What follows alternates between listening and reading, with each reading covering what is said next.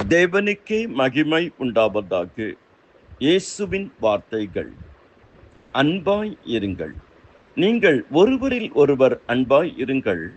நான் உங்களில் அன்பாய் இருந்தது போல நீங்களும் ஒருவரில் ஒருவர் அன்பாய் இருங்கள் என்கிற புதிதான கட்டளையை உங்களுக்கு கொடுக்கிறேன்.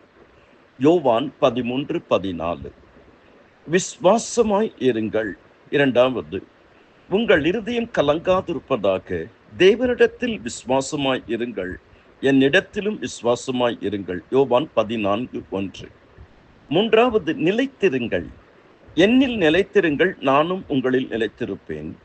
கொடியானது திராட்சை செடியில் நிலைத்திராவிட்டால் அது தானாய் கொடி கொடுக்க மாட்டாதது போல நீங்களும் என்னில் நிலைத்திராவிட்டால் கனி கொடுக்க மாட்டீர்கள். யோவான் 15:4, 15:7. நினைத்து கொள்ளுங்கள், ஊழியக்காரன் தன் எஜமானிலும் பெரியவன் அல்ல என்று நான் உங்களுக்கு சொன்ன வார்த்தையை நினைத்துக் கொள்ளுங்கள். அவர்கள் என்னை துன்பப்படுத்தினது உண்டானால் உங்களையும் துன்பப்படுத்துவார்கள். அவர்கள் என் வசனத்தை கை கொண்டது உண்டானால் உங்கள் வசனத்தையும் கை கொள்ளுவார்கள். யோவான் 15:20. திடன் கொள்ளுங்கள். ஐந்தாவது, என்னிடத்தில் உங்களுக்கு சமாதானம் உண்டாயிருக்கும் பொருட்டு இவைகளை உங்களுக்கு சொன்னேன்.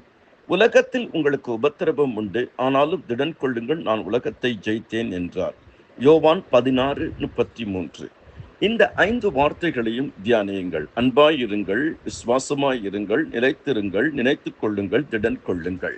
கர்த்தராகிய இயேசு கிறிஸ்து தாமே உங்கள் ஒவ்வொருவரையும் அபரிவிதமாக ஆசீர்வதிப்பாராக. உங்களுக்காக சில நிமிஷங்கள் ஜெபித்திருக்கிறேன்.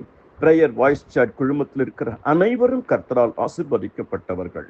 சின்னவன் 1000 சிறியவன் பலத்த ஜாதிமாவான். கர்த்தராகிய நான் ஏற்ற காலத்தில் தீவிரமாய் நடப்பிப்பேன். உன் இருதயம் அதிசயப்பட்டு பூரிக்கும். ஆமேன்.